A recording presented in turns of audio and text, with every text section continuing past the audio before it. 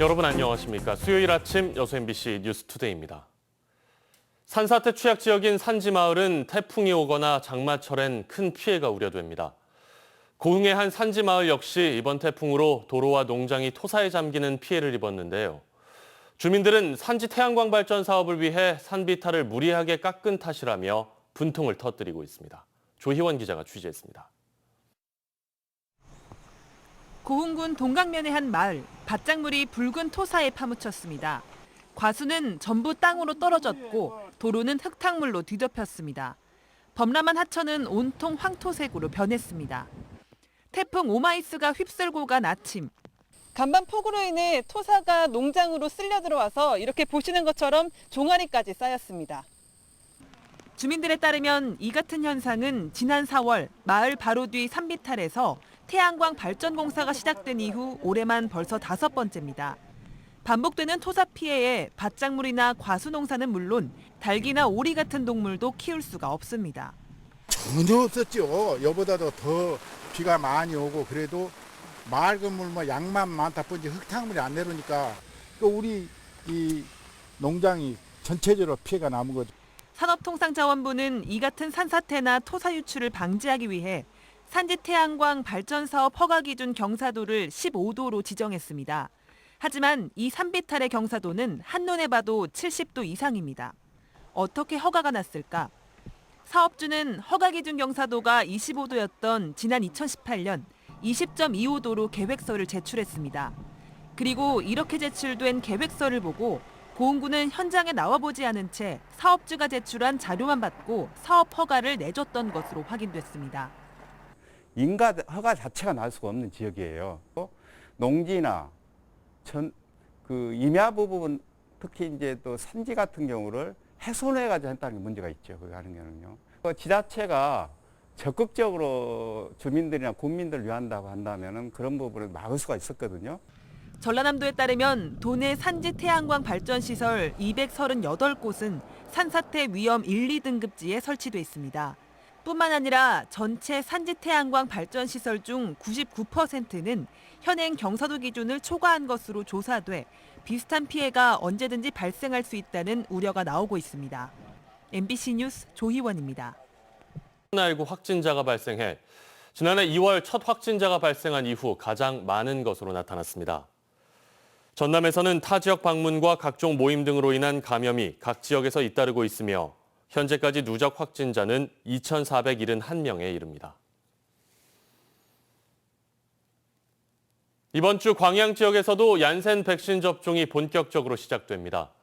광양시는 1회 접종만으로 접종이 완료되는 얀센 백신의 접종을 희망하는 30세 이상 일반 시민들에 대한 수요 조사를 벌인 결과 현재까지 100여 명을 접수받아 이번 주 접종을 본격적으로 시작할 예정입니다. 이번 얀센 백신의 우선 접종 대상은 미등록 외국인, 발달장애인 보호자, 해외 출국자와 건설 노동자, 유학생, 철도 항만 노동자 등입니다. 여수 경도 개발 사업과 관련해 이번에는 연륙교가 논란이 되고 있습니다. 최근 입찰 과정의 문제점과 재산권, 생활권 침해 등을 제기하며 인근 주민들이 강하게 반발하고 있는데요. 최우식 기자가 주민들을 만나봤습니다. 경도 해양 관광단지 개발이 가시화되면서 광양만권 경제자유구역청이 추진하는 연륙교 건설 사업도 속도를 내고 있습니다. 경도 연륙교는 신월동에서 야도를 거쳐 대경도까지 1,325m를 폭 13.8m로 개설하는데 총 사업비는 1,195억 원입니다. 그런데 첫 단추부터 적지 않은 잡음이 일고 있습니다. 신월동과 야도를 잇는 교량 때문에 집단 민원이 제기된 겁니다. 경로당 위로 지나가는 교량과 아파트 건물은 불과 10여 미터 거리. 바로 인근의 새 건물도 철거가 불가피합니다. 인근 아파트 주민들은 현재 계획대로 공사가 진행될 경우 먼지와 소음, 배출가스 같은 공해는 물론 수면 장애와 사생활, 재산권 침해 등을 크게 우려하고 있습니다. 경도 개발하는 것도 보다 나은 삶을 살기 위해서 경도 개발한다 생각하는데 기존에 있는 사는 사람들의 주민들의 삶을 무시해 가면서 한다는 것은 저는 이해가 안 된다고 생각합니다. 주민들은 특히 최근 입찰 과정도 문제가 많다고 지적합니다. 기본 계획과 다른 기본 설계가 채택된 데다 민원 발생이 불을 보듯 뻔한데 설명회나 공청회, 의견 수렴 절차 등도 없이 일방적으로 추진됐다고 말합니다.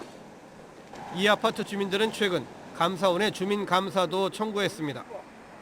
주민들은 또 전남도와 여수시, 국회의원과 시도 의원들에게도 문제 해결을 강하게 요구하고 있습니다. 갑자기 아파트 반경 20m 안으로 이 위에 집까지 뜯어가면서 다리 공사를 한다는 것을 저희들이 입찰이 되고 난 후에 알았습니다. 경도 연륙교 설계에 반대하는 주민들이 강력한 실력 저지를 예고한 가운데 발주처인 광양경자청이 어떤 대안을 내놓을지 주목됩니다. MBC 뉴스 최우식입니다. 영호남의 수건이던 여수 남해간 해저터널 건설 사업이 지난 4차례의 실패 끝에 어제 정부의 예비 타당성 조사를 통과했습니다. 여수시는 어제 여수 남해간 해저터널 건설 사업이 20여 년 만에 예타를 통과했다며 국토 균형 발전과 동서 통합을 위해 서해안에서 남해안으로 이어지는 국도 77호선의 마지막 미연결 구간이 완공될 수 있는 길이 열렸다고 밝혔습니다. 여수 남해간 해저터널은 오는 2029년 개통을 목표로 6,824억 원의 사업비 전액이 국비로 투자될 예정입니다. 여수시와 남해군, 전라남도와 경상남도는 영호남이 힘을 모아 큰 성과를 이뤘다며 남해안 전체의 신성장 동력이 될 쾌거에 일제히 환영의 뜻을 내놓았습니다. COP28 남해안 남중권 유치를 위해 권역 내 12개 시군의회가 적극 협력하기로 했습니다. 여수시의회 COP28 유치지원특별위원회는 지난달 16일부터 4차례에 걸쳐 남해안 남중권 12개 시군의회 의장을 만나 공동 건의문 동참 서명을 받았으며 주요 내용은 COP28을 공동 유치해 영호남 화합과 동서 화합의 초석을 다지고 정부가 조속히 국내 개최 도시를 선정하라는 요구를 담고 있습니다. 특위는 이번 공동 건의문을 바탕으로 12개 시군 의장단 공동 기자회견과 대정부 국회 홍보 활동에 적극 나선다는 계획입니다. 여수시가 오는 2023년 여수 개항 100주년을 기념하기 위해 내년 3월까지 여수항 자료 수집 운동을 전개합니다. 여수시는 이번 자료 수집 운동을 통해 시민들의 적극적인 참여를 이끌어내고 확보된 자료들은 여수 개항 100년사 발간과 특별 전시 등 100주년 기념 사업 전반에 다양하게 활용할 계획입니다. 여수시는 집안 곳곳에 있는 여수항 관련 자료를 다 함께 공유할 수 있도록 시민들의 적극적인 관심과 참여를 당부했습니다. 외국인들이 많이 거주하는 광주 광산구. 최근 코로나19 확진자 10명 중 3명이 외국인입니다. 방역당국은 미등록 외국인이라도 불이익을 주는 일은 없다며 진단검사와 백신 접종에 적극 동참해 줄 것을 호소하고 있습니다. 윤근수 기자의 보도입니다. 광주 수안지구에 설치한 이동 선별진료소. 코로나19 진단검사를 받기 위해 외국인들이 줄지어 대기하고 있습니다. 방역당국은 외국인들이 많은 광주 광산구에 임시 선별진료소를 설치하고 선제검사를 진행하고 있습니다. 최근 광산구 확진자의 30% 정도가 외국인으로 확인되는 등 외국인 커뮤니티를 중심으로 코로나19가 확산하고 있기 때문입니다. 전국적으로도 외국인 확진자의 비율이 최근 높아지고 있습니다. 최근 들어 국내에 체류 중인 외국인의 확진 비율이 13.6%까지 높아졌습니다. 일부 지역에서는 확진자 3명 중에 1분이 외국인일 정도로 확산세가 심각합니다. 방역당국은 불법으로 체류 중인 미등록 외국인이라도 불이익을 받지 않는다며 진단검사에 적극적으로 참여해달라고 당부했습니다. 또 자치구를 통해 신청을 받아 접종을 희망하는 외국인들에게 얀센 백신을 접종하기로 했습니다. 광주의 백신 1차 접종률은 50%를 돌파했습니다. 2차까지 접종하거나 얀센 백신을 맞은 접종 완료자의 비율도 24.2%로 시민 4명 중 1명꼴입니다. 하지만 델타 변이 때문에 확산세가 쉽사리 잡히지 않고 있습니다. 증상 당일 델타 변이 환자의 바이러스 양이 기존 유행주 환자 대비 최대 약 300배 이상 많고 4일째에는 약 30배, 9일째에 약 10배 등으로 차이가 감소하는 경향을 보였습니다. 방역당국은 델타 변이 바이러스의 초기 전파 속도가 아주 빠른 만큼 타 지역을 방문했거나 조금이라도 의심 증상이 있으면 지체 없이 검사를 받아달라고 당부했습니다. MBC 뉴스 윤문수입니다. 코로나19 확산 추세 속에서 지난해 이후 광양 지역의 음식점과 이 미용업 폐업이 300여 개소를 웃도는 것으로 집계됐습니다. 광양시에 따르면 지난해부터 지난달 말까지 광양 지역 내에서만 일반 음식점 224개소, 휴게 음식점 65개소, 이용업 4개소, 미용업 27개소가 폐업한 것으로 확인됐습니다.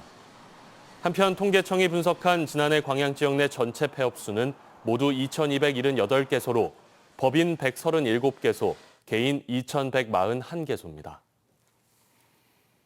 전라남도 교육청이 코로나19 예방과 확산 방지를 위해 올해 하반기 취약계층 학생들에게 방역물품 꾸러미를 지원합니다. 방역물품 꾸러미는 5만 원 상당의 마스크와 손소독제 등으로 구성됐으며 도내 초중고 특수학교 학생 가운데 취약계층 3만여 명에게 전달됩니다. 신안군이 우이도의 세계 밤하늘 보호공원 지정을 추진합니다. 세계 밤하늘 보호공원은 민간기구인 국제다크스카이 협회가 세계에서 자연 환경이 잘 보존된 지역으로 아름다운 밤하늘을 볼 수 있는 곳을 청정 생태관광지로 지정하는 것으로 밤하늘의 투명도가 기준을 넘어야 합니다. 신안군은 관련 조례를 제정해 친환경 조명 사용, 가로등 가시우기 등 빛 공해 방지를 위한 활동을 전개하고 밤하늘을 감상할 수 있도록 조망시설도 설치할 예정입니다. GS칼텍스가 디지털 역량 강화를 위해 어제와 오늘 메타버스를 이용한 비대면 방식으로 해커톤 행사를 진행하고 있습니다. 올해 처음으로 열린 해커톤은 해킹과 마라톤의 합성어로 기획자와 개발자가 한 팀을 이뤄 한정된 시간 안에 아이디어를 도출하고 AI 분석과 앱, 웹 서비스, 비즈니스 모델 등의 시제품 단계의 결과물을 만드는 대회입니다. GS칼텍스는 특히 디지털 전환을 통한 경쟁력 강화를 위해 여수공장과 똑같은 가상공장을 구현한 디지털 트위 기술로 생산성 향상을 실현하고 있습니다. 광양시가 시민안전보험 보장 한도를 크게 확대했습니다. 광양시는 예상치 못한 재난이나 사고로 피해를 입은 시민들의 생활 안정과 복지 향상을 위해 농협 손해보험을 통한 시민안전보험 보장 금액을 기존 1,000만 원에서 2,000만 원으로 상향했습니다. 시민안전보험 보장 항목은 자연재해 사망, 폭발 화재 붕괴 상해 사망이나 후유장해, 스쿨존 교통사고 등 모두 11개 항목입니다. 5.18 광주 민주화운동 과정에서 발생한 국가의 불법 행위에 대해 5.18 보상법에 따른 지원금을 받았더라도 국가를 상대로 손해배상을 청구할 수 있다는 대법원 판단이 나왔습니다.